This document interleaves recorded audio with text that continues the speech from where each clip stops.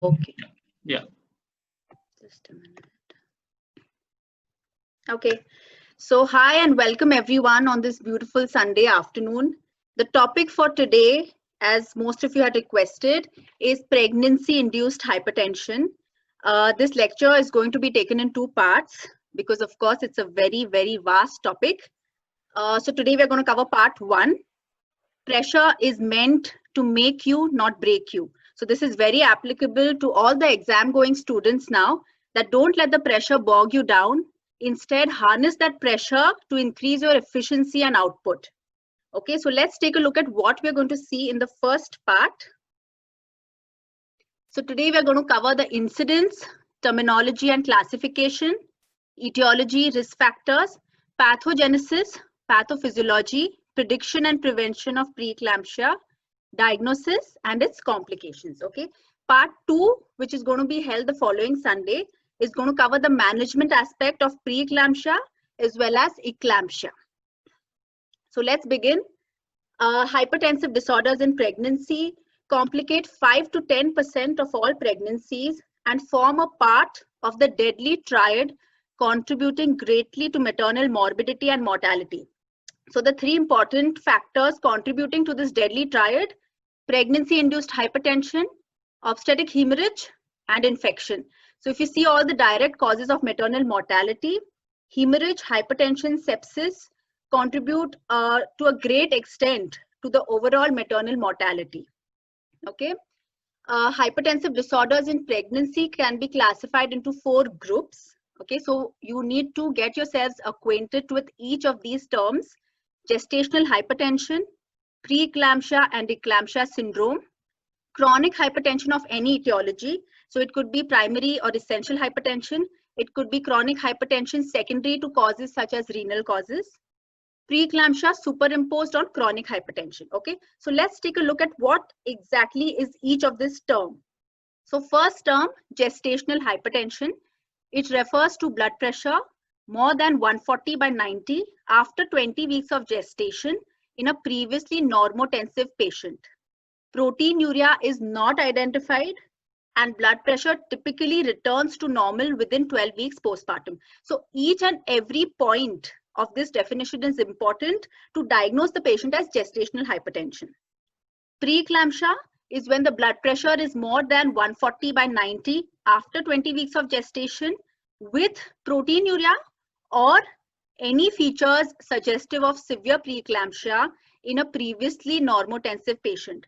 So what are the features which are suggestive of severe preeclampsia? We'll be seeing those. So as we just saw, gestational hypertension is BP more than 140/90 after 20 weeks in previously normotensive women. Okay. Preeclampsia is the same definition, but along with proteinuria or any of these factors. Okay, so first let's see proteinuria. Hypertension plus proteinuria. So proteinuria, whenever there is a significant proteinuria, which is defined as more than or equal to 300 milligrams in 24 hours, or a urine protein creatinine ratio more than or equal to 0.3, or on a dipstick reagent test for proteinuria, when the proteinuria is 1 plus persistently, it is defined as proteinuria. Okay, so hypertension plus proteinuria after 20 weeks of gestation is defined as preeclampsia. But it is also possible to have a patient of preeclampsia with absent proteinuria. It is not very common, but yes, it is possible if there is hypertension along with thrombocytopenia, that is a platelet count less than 1 lakh per microliter, renal insufficiency, which is suggested by creatinine level more than 1.1 milligrams per deciliter or doubling of the baseline value in a patient who is previously not a known case of any other renal disease. Okay, that is a very important point. Liver involvement, serum transaminase levels twice the upper limit of normal, cerebral symptoms, headache, visual disturbances, convulsions, and pulmonary edema. Any of these are present along with hypertension, which is taking place after 20 weeks of gestation, is defined as preeclampsia. So what are the indicators of severe preeclampsia? Okay, so any gestational hypertensive disorder can either be severe or non-severe. Okay, So what are the criteria which classify these disorders as severe disorders? Diastolic blood pressure more than or equal to 110 millimeters of mercury. Systolic blood pressure more than or equal to 160 millimeters of mercury. Proteinuria is generally not used to classify patients into severe or non-severe categories. Okay, it is just whether proteinuria is present or not present, which helps in defining preeclampsia. Okay, most disregard degrees of proteinuria to classify non-severe or severe preeclampsia. But other clinical features such as headaches, visual disturbances, upper abdominal pain, oliguria, convulsions, serum creatinine levels which are elevated, thrombocytopenia, that is platelet counts less than 1 lakh per microliter, markedly elevated serum transaminase levels, fetal growth restriction, pulmonary edema, any of these features present help in classifying gestational hypertensive disorders into the severe category. Okay, gestational age, when it is a late onset preeclampsia, it is classified as a non-severe category, whereas early onset preeclampsia or hypertension is a severe category of disorder because it can lead to fetal growth restriction. Okay, and generally earlier the onset of hypertension, the more severe also it is. Okay, so the maternal and perinatal morbidity mortality increases in early onset hypertensive disorders in pregnancy. Okay. Next, coming to the next entity, chronic hypertension. It is diagnosed when documented blood pressure of more than 140/90 is present before pregnancy or before 20 weeks of gestation or persisting even after 12 weeks of delivery. Okay, so for a patient who is previously diagnosed, for example, with gestational hypertension or even preeclampsia, if you find that after 12 weeks of delivery also the blood pressure is persistently high, then you have to reclassify this patient as chronic hypertension. Okay, regardless of the cause, it predisposes to developing superimposed preeclampsia. Okay, so all chronic hypertensive patients are at a high risk of developing superimposed preeclampsia. Due to the normal fall in blood pressure during second and early third trimester, pre-existing chronic hypertension may only be diagnosed in late third trimester when the BP normally rises, especially in cases of milder disease or milder blood pressure. Okay, so then in such cases, it will be difficult to find out whether she's a patient of chronic hypertension or she's a patient of late onset preeclampsia. Okay, however, the management does not vary significantly. Management we will be seeing in the next lecture. Next entity, preeclampsia superimposed on chronic hypertension. In known cases of chronic hypertension, typically after 24 weeks, if new onset or worsening hypertension is accompanied by new onset proteinuria or any other findings of severe preeclampsia, which we just saw, which includes the clinical features like headaches, epigastric pain, oliguria, increasing creatinine levels, serum transamylases, any of these, it is suggestive of superimposed preeclampsia. Okay, it commonly develops early in pregnancy as compared to pure preeclampsia. It tends to be more severe, and because of its early onset, it is generally associated with fetal growth restriction. Severity is characterized by the same criteria that is used for preeclampsia. Okay. Now coming to another term, delta hypertension. Now what is delta hypertension and what is its significance? Delta hypertension is the acute rise in mean arterial pressure with the blood pressure still being in the normal range. Okay, so to better understand this, please take a look at this graph. On the x-axis, we have weeks of gestation. Y-axis, we have the blood pressure. Here we are going to consider two patients, patient A, which is shown in blue, and patient B, which is shown in red. So if you see, both these patients have more or less a constant blood pressure up to 32 weeks of gestation. After 32 weeks of gestation, normally towards late pregnancy, the blood pressure normally rises. Okay, so patient A is showing a gradual rise in blood pressure after 32 weeks, but patient B is showing a steep or a very acute rise in blood pressure. But please note that both patient A and patient B still have their absolute blood pressures within the normal limit, that is between the 5th and the 95th centile. Okay, so even though the absolute blood pressures of both these patients is normal, patient B has shown an acute rise from its previous blood pressure. So what is the significance of this? Some of these women will go on to have preeclampsia, eclampsia, and HELLP syndrome while still being normotensive. So this basically highlights the importance of accurate blood pressure monitoring at each antenatal visit of the patient, and it's good documentation for comparison purposes so that you can find out the trend.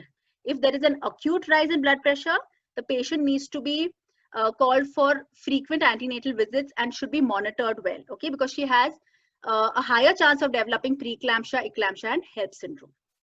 Okay. Measurement of blood pressure, again, very important, not only academically, but also practically. Blood pressure should be measured with the woman in the sitting position, with the arm at the level of the heart, and even the blood pressure sphygmomanometer should be at the level of the heart, okay? An appropriately sized cuff, length of 1.5 times the circumference of the arm should be used. While taking blood pressure, device should be at the level of the heart of the patient. Korotkov phase 5, that is disappearance of the Korotkov sounds, should be used to designate diastolic blood pressure. If diastolic blood pressure is less than 40 millimeters of mercury, which is very commonly seen in pregnant patients because of hypodynamic circulation and a wide pulse pressure, then in such cases, Korotkov phase 4, that is when the Korotkov sounds become muffled or change to a soft blowing sound, this is taken to designate the diastolic blood pressure. Okay, blood pressure can be measured using a mercury sphygmomanometer, calibrated aneroid device, or an automated BP device. And remember, automated BP machines should be standardized, validated, and calibrated properly, or they may record lower BP readings. Coming to assessment of proteinuria, another important aspect when it comes to pregnancy-induced hypertension. Okay, so generally in the low resource setting, a dipstick test is used for estimation of proteinuria. But remember, a dipstick test is a good screening method. For more definitive analysis of proteinuria, either a 24-hour urine collection should be used or a urinary protein is to creatinine ratio should be used. Okay, so use of a urine protein dipstick, which is an automated reagent strip reading device, is recommended in the low resource setting and as a screening tool. So it comes in a comparator box, which has this comparator table on it. And the strip looks something like this. The green part is representative of the amount of protein in urine. Patient is asked to collect a clean midstream urine sample in a sterile container. Okay. The dipstick is then inserted into the urine and immediately taken out.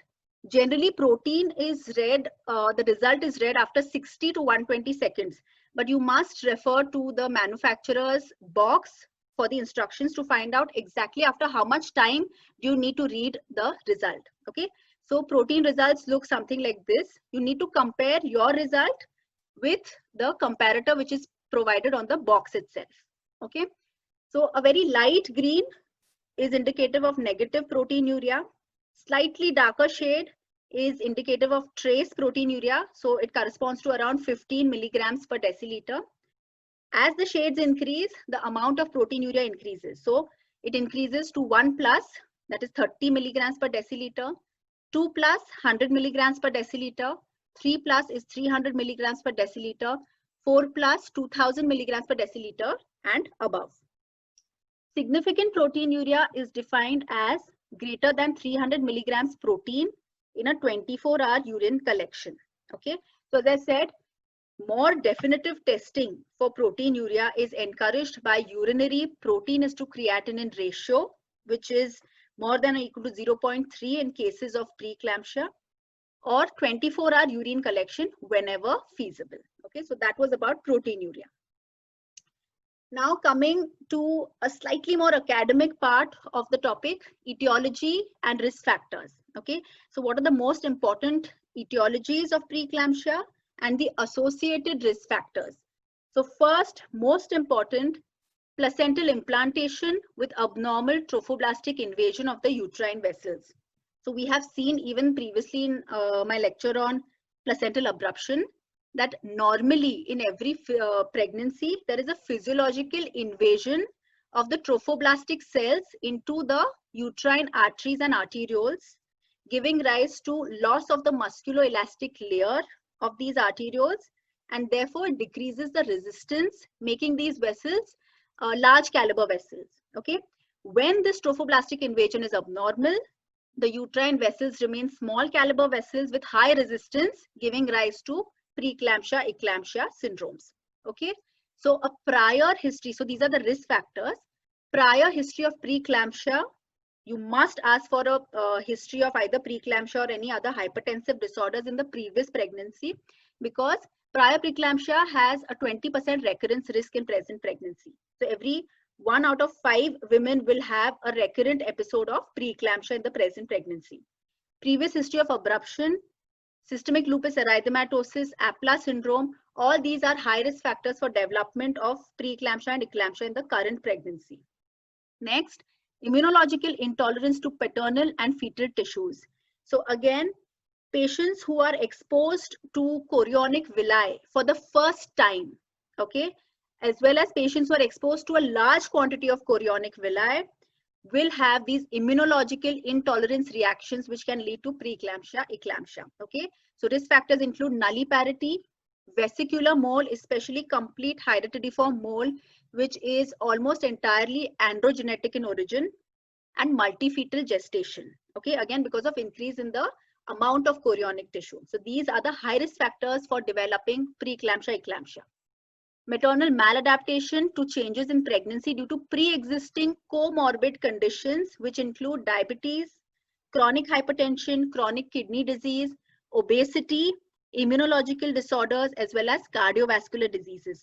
All these patients are at a higher risk of developing preeclampsia and eclampsia or any other hypertensive disorder in pregnancy.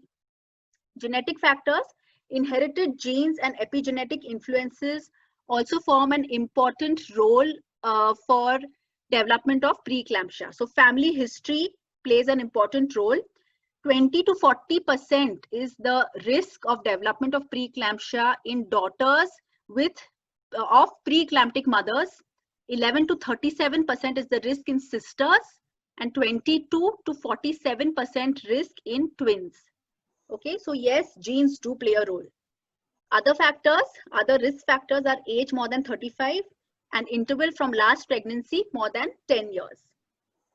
Okay, so the most important etiological factor, as I have already explained, so abnormal trophoblastic invasion. So this is a diagrammatic representation of the chorionic anchoring villi.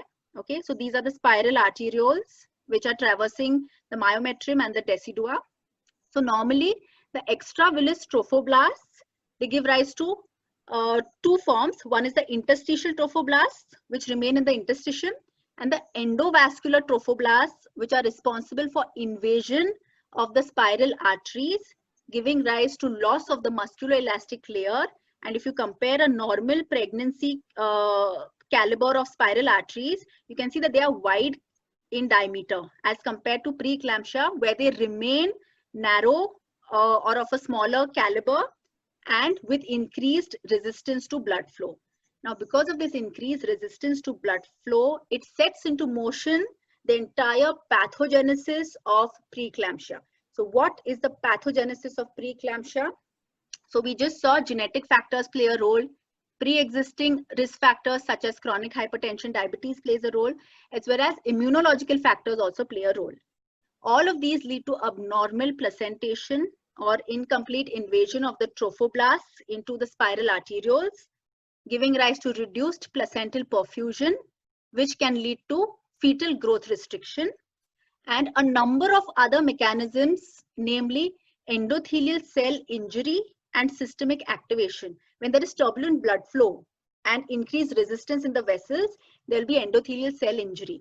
Now, this injury causes exaggeration of reactive oxygen species, increased cytokine release, namely interleukins, tumor necrosis factor alpha.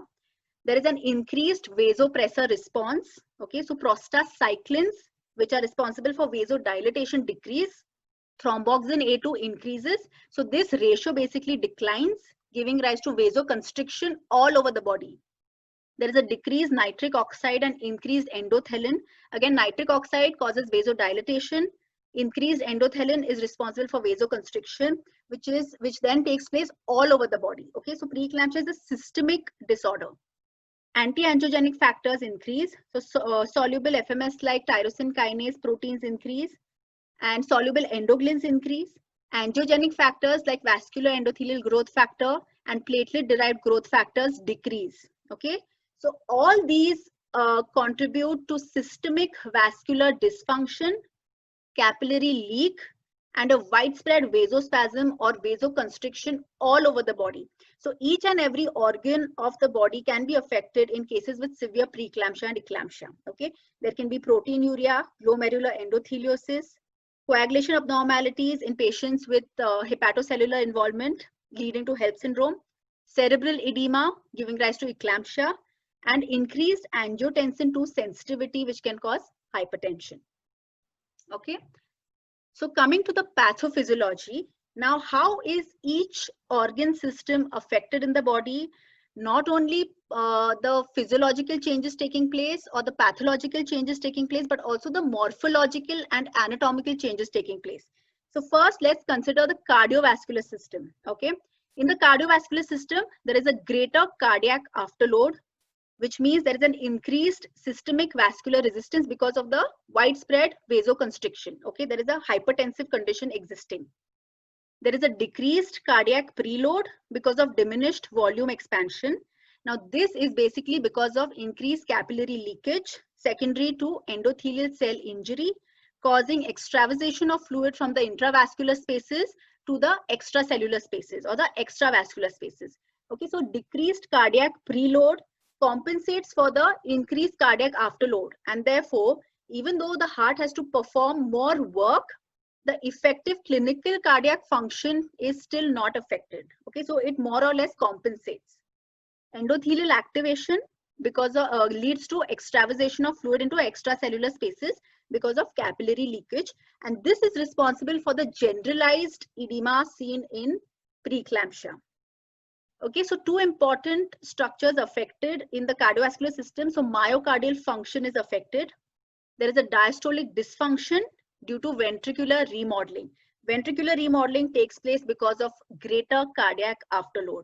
Okay, ventricular function is also affected, but despite diastolic dysfunction, the clinical cardiac function is still appropriate for that left-sided filling pressure.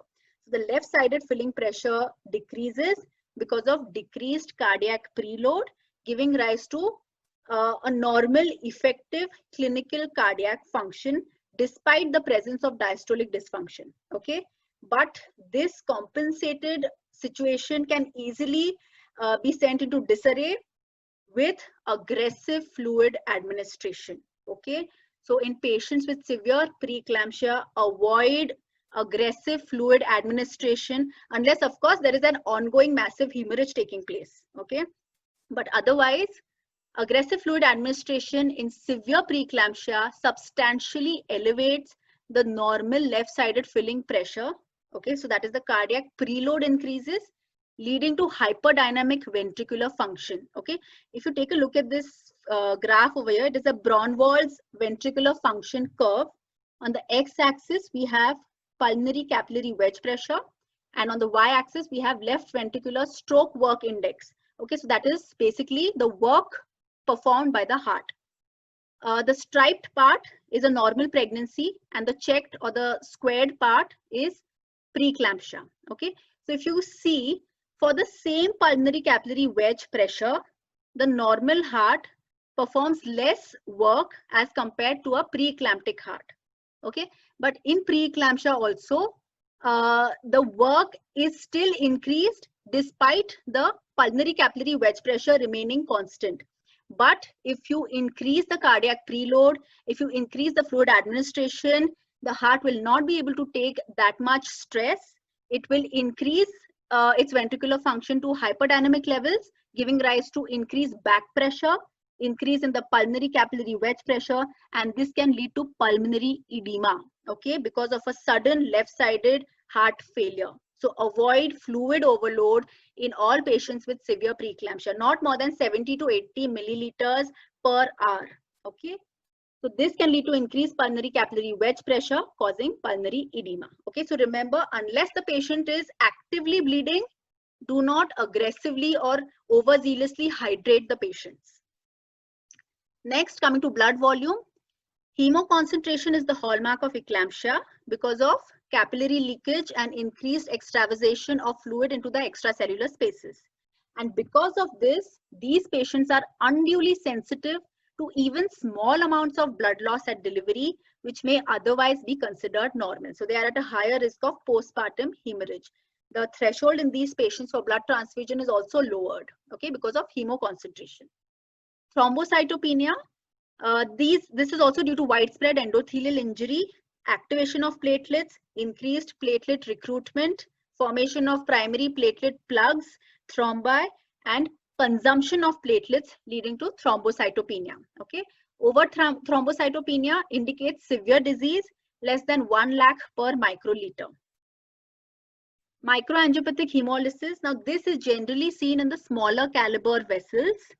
Because of accumulation of fibrin clots, platelet plugs, the diameter further reduces. The caliber of these already small vessels further reduces, and this leads to sequestration of RBCs and hemolysis of RBCs as they traverse through these small diameter vessels.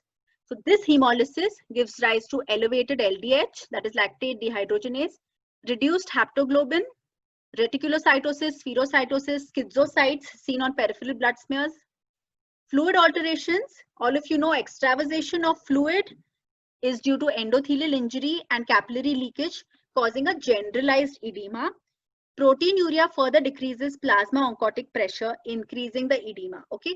Now, edema seen in preeclampsia is a pathological edema. Okay. You have to differentiate it from the normal physiological edema seen in pregnancy. The physiological edema of pregnancy is a dependent edema. It is relieved with rest as compared to the pathological edema seen in preeclampsia.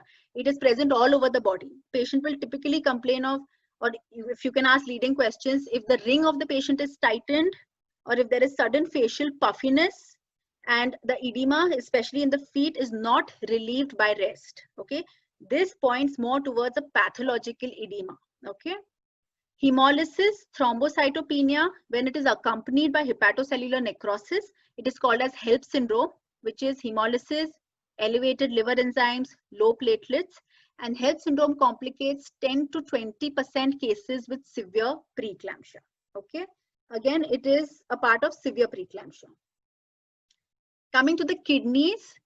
Now, important anatomical alterations in the kidneys. So here we have a diagram of glomerular capillary endotheliosis. Okay, so on the left side you have the normal glomerulus, the afferent arteriole, the podocytes, the foot processes, and the right side we have a glomerulus which is affected by preeclampsia.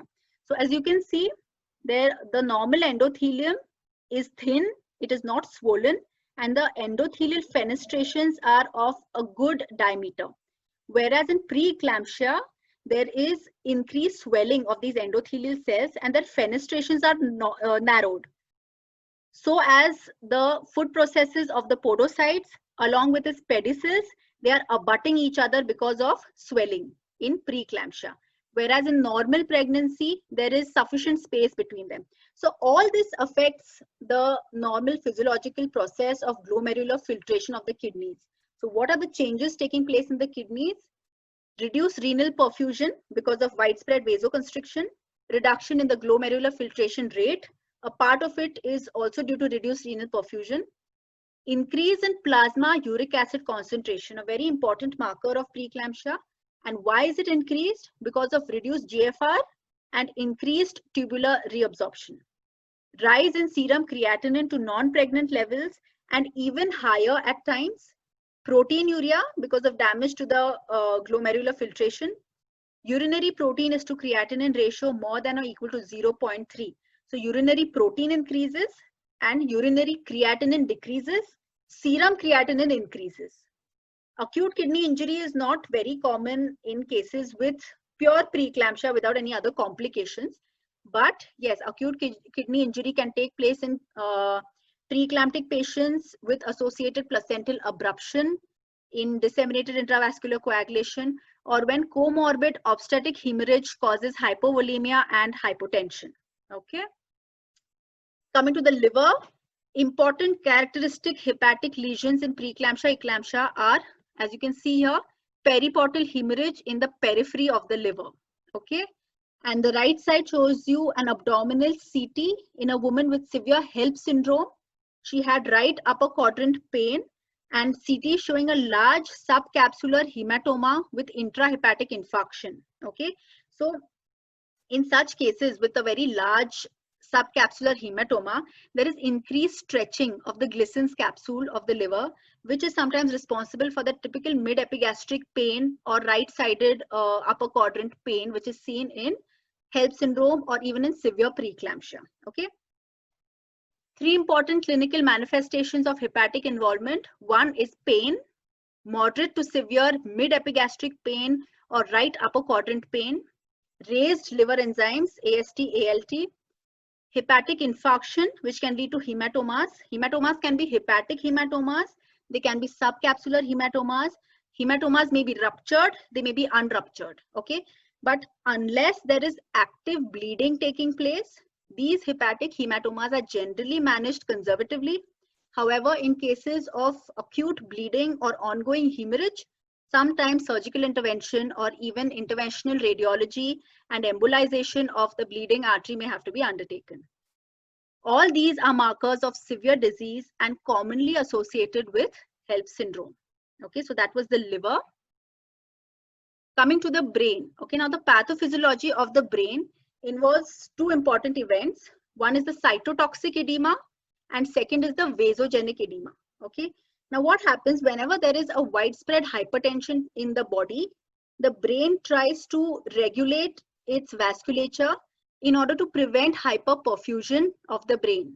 Okay, in order to do this, it causes vasoconstriction of the cerebral vasculature. Okay, but in severe hypertension, what happens? The brain keeps trying to compensate, and in turn there is cerebral overregulation, resulting in widespread vasospasm of the cerebral arteries, underperfusion of the brain, causing ischemia and infarcts. And this damage or injury to the cells of the brain leads to cytotoxic edema. Okay. Suddenly, what happens? Due to this overregulation, the brain realizes it is not able to compensate the high amounts of blood pressure, and suddenly there is a loss of autoregulation. Okay, there will be a point where the brain snaps. There's a loss of autoregulation of cerebral blood flow, giving rise to hypertensive encephalopathy. Because of this widespread hypertension in the body, there is a sudden hyperperfusion and endothelial damage taking place in the brain. And this gives rise to the vasogenic edema. So two mechanisms of injury to the brain, cytotoxic edema and vasogenic edema. And anatomical lesions seen in the brain are cortical and subcortical hemorrhages, petechial hemorrhages, which may involve the cortex, the subcortex, the midbrain, the basal ganglia. And if you perform a microscopic examination, you will see typical fibrinoid necrosis in the brain vasculature, along with microinfarcts and perivascular hemorrhages seen. Okay, so this is how the brain is anatomically affected. Clinical manifestations, so headaches, which typically don't respond to analgesics and resolve with magnesium sulfate. 75% have headaches before eclamptic convulsion, but remember, not every patient of eclampsia has a premonitory symptom in the form of a headache. Okay, lethargy, confusion, visual disturbance is also very common in the form of scotomas or blurring of vision. 20 to 30% have visual changes preceding eclamptic convulsions. Blindness, number of causes for blindness: serous retinal detachment because of increased accumulation of serous fluid in the space behind the retina. Purchase retinopathy, which is marked by retinal microinfarcts, retinal microhemorrhages. Amaurosis, which literally means transient or temporary blindness. Okay, it recovers completely. It is a form of occipital blindness due to injury to the occipital lobe. Okay. Convulsions due to excessive release of neurotransmitters, that is glutamate, to name one. and massive depolarization of the neurons, giving rise to widespread action potentials and convulsions. And last of the clinical manifestations is coma. Next important manifestation of injury to the brain is PRES. So what is PRES? It's a posterior reversible encephalopathy syndrome. Okay, remember PRES affects the white matter of the brain. It is a leukoencephalopathy. It should be considered in patients who present with seizures, altered consciousness, visual disturbances, or headache, particularly in the context of acute hypertension. So more than the absolute blood pressure values, it is the rate of rise of blood pressure which is responsible for PRES syndrome. Okay, so the diagnostic modality of choice is MRI FLAIR, and you can see these typical hyperintense lesions in the posterior cortex. Okay, so posterior subcortical vasogenic edema is the cause of involvement of the posterior lobes. Why only posterior lobes? Because posterior lobes are more susceptible to injury or to hypertensive injury due to vasogenic edema. Okay, so generally the occipital lobes or the posterior parts of the parietal lobes also are involved. If recognized and treated promptly, the rapid onset symptoms and radiological features usually fully resolve within days to weeks. So it is a reversible encephalopathy.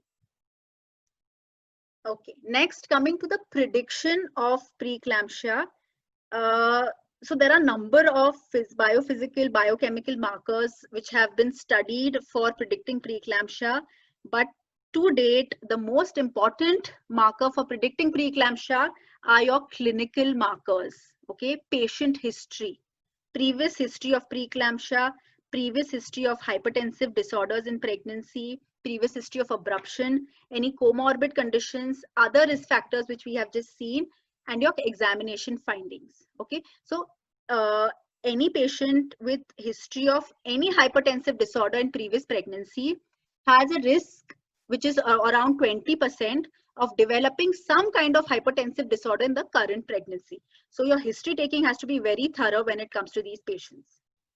Biophysical and biochemical markers. Now a number of tests have been described. However, none of them is very reliable for predicting preeclampsia.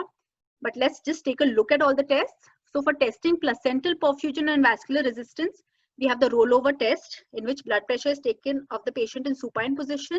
And then again, when the patient rolls over to the lateral decubitus. Okay, a significant rise in blood pressure is a positive test.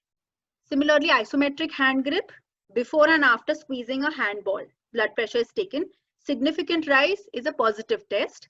Angiotensin II infusion, 24 hours ambulatory BP monitoring. Then for testing the fetoplacental unit endocrinology, we have HCG, alpha fetoprotein, PAP-A. Renal function in the form of hyperuricemia or microalbuminuria again can predict preeclampsia. Endothelial function, platelet count and homocysteine levels. Anti-angiogenic factors like soluble FMS-linked tyrosine kinase and endoglin. So currently, no screening test for preeclampsia is predictably reliable, valid, and economical. However, there is one test which has been increasingly used now for prediction of preeclampsia, and that is uterine artery Doppler. Okay, so uterine artery Doppler is generally measured at around 20 to 24 weeks of gestation. However, now even in the first trimester, uterine artery pulsatility index has been used for prediction of early onset preeclampsia. Okay, but remember that positive predictive value in low risk patients is low. So this particular entity should be measured along with other maternal characteristics, along with other biochemical or biophysical markers in order to increase the capacity of prediction of preeclampsia. Okay, so what is the rationale behind using uterine artery Doppler for predicting preeclampsia? So as we have seen, failure to undergo physiological trophoblastic changes of the uterine artery leads to increased resistance to blood flow in the uterine artery. So it is this increased resistance to blood flow that we are trying to detect in early pregnancy itself. Okay, so Doppler ultrasound of uterine artery using waveform indices, that is pulsatility index or diastolic notching, especially the early diastolic notch, can help to predict at-risk women who can develop preeclampsia and adverse fetal outcomes. So we have a picture here. Left side, figure A shows you a normal flow in uterine artery. So the peak is corresponding to systole, and the flat line in between two peaks is the diastole. Okay. If you see in picture B, there is an early diastolic notch. So after every systole, you can see there is a slight notching, and then the normal diastolic flow begins. So this early diastolic notch, which is present at the beginning of diastole, is helpful in predicting preeclampsia. So it could be unilateral, it could be bilateral. Bilateral uterine artery early diastolic notch has a higher positive predictive value as compared to unilateral. But then again, which combination of these tests gives the best prediction of preeclampsia is still a subject of research. But uterine artery Doppler has seen an increasing use for prediction of early preeclampsia. Prevention of preeclampsia. Is it possible to completely prevent this catastrophic event? So antenatal care has been identified as the single intervention which could influence the maternal mortality of our country. Early ANC registrations and good antenatal care is going to at least optimize the outcomes of these patients. Dietary modifications such as low salt intake, marine oils, antioxidants, zinc, folic acid, L-arginine, none of these are found to be beneficial. Calcium supplementation helps in those women with low baseline calcium intake. No conclusive evidence regarding rest or physical activity to prevent preeclampsia. So your advice to patients with preeclampsia should not differ from any other normal pregnant patient when it comes to rest or physical activity. Unless of course she has any other high risk factors which require rest, or any other obstetric factors requiring rest. Pharmacological agents have not proven to be beneficial in preventing preeclampsia. However, low dose aspirin has shown to reduce the development of preeclampsia in women at risk for preeclampsia, but not in those who are low risk pregnancies. So this has been shown in the collaborative low dose aspirin trials in pregnancy, which is also called as the CLASP trial. And they have shown that low dose aspirin does help. So what dose of aspirin should be given and in whom should you give it? What are the guidelines? So these are the NICE guidelines, National Institute of Clinical Excellence, UK, guideline number 133, updated in June 2019. So advise pregnant women with one or more high risk factors or more than one moderate risk factor of preeclampsia to take 75 to 150 milligrams of aspirin daily from 12 weeks until the birth of the baby. So here they're saying ideally started from 12 weeks onwards, but definitely you must start it before 16 weeks of gestation. Okay. And even if the patient has not come to you before 16 weeks, if you have seen her after 16 weeks and she has any of these risk factors, then you can still start low dose aspirin up to 28 weeks for whatever it's worth. Okay. After 28 weeks, it's shown not to have any added advantage. So what are the high risk factors? Any one or more of these present, you must start aspirin. Hypertensive disease during a previous pregnancy, chronic kidney disease, autoimmune disease such as systemic lupus erythematosus or APLA syndrome, type 1 or type 2 diabetes, and chronic hypertension. Moderate risk factors, more than one moderate risk factor if present, including first pregnancy, so nulliparous patients, age more than 40, pregnancy interval more than 10 years, BMI more than 35, family history of preeclampsia and multifetal pregnancies. Okay. And coming to the diagnosis of preeclampsia, so diagnosis of any clinical entity is based on three important cornerstones: history, clinical examination, and laboratory investigations. So in history, we have risk factors, including comorbid conditions. So a good history is very important, including history of previous pregnancy and its fetal outcome. Symptoms in present pregnancy, including generalized edema. So differentiate between a pathological edema and a physiological edema of pregnancy. Ask the patient to report to you immediately if she has any of these symptoms like headache, nausea, vomiting, decreased urine output, epigastric pain. Clinical examination includes a general examination, your temperature, pulse, blood pressure, pallor, edema, cyanosis, clubbing, lymphadenopathy, icterus. Abdominal examination for growth restriction, assess the fetal heart, subjective assessment of the LICA, systemic examination to elicit cause and effects of pre-existing comorbid conditions such as chronic hypertension. Fundus examination may be indicated in some cases of long-standing hypertension. Laboratory investigations should include a complete hemogram, liver function test, kidney function test, including a uric acid, lactate dehydrogenase, urine analysis for proteinuria, ECG in cases of chronic hypertension, and 2D echo in case there is an abnormal ECG. APLA studies in cases with early onset severe hypertension, history of recurrent pregnancy losses, history of hypertension in previous pregnancy. And in addition to this, if there are any other comorbid conditions, for example, any kidney disease, then you can in addition add a KUB as well as a renal Doppler. Okay. And last, coming to the complications. So before management, we are going to deal with the complications of preeclampsia, and management we are going to take care of in the next lecture. So complications include maternal and fetal complications. So maternal complications are eclampsia, cerebrovascular accidents which can lead to long-term sequelae such as hemiplegia, dysphagia, visual disturbances, placental abruption and disseminated intravascular coagulation, especially in cases of abruption due to thromboplastin release, HELLP syndrome, pulmonary edema. So remember, avoid overzealous administration of fluids in these patients, postpartum hemorrhage, acute kidney injury, microangiopathic hemolytic anemia, and increase in maternal morbidity and mortality. Fetal complications include fetal growth restriction, oligohydramnios, prematurity and its complications like intraventricular hemorrhages, necrotizing enterocolitis, respiratory distress syndrome, antepartum and intrapartum asphyxia, fetal demise, as well as increased perinatal morbidity and mortality. Okay, so first part we're going to cover only this much, and my take-home message from today's lecture is hypertensive disorders in pregnancy are a major cause of maternal morbidity and mortality.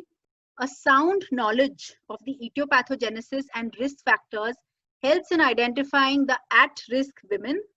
Preeclampsia is a systemic disorder affecting all the organs of the body. Prevention strategies do not have substantial evidence, but yes, aspirin should be started in a timely manner in those at risk, ideally before 16 weeks of gestation. Timely diagnosis and antenatal care forms the cornerstone of optimal outcome in these patients. Okay, so that was it for today's lecture. Thank you so much for your patient listening.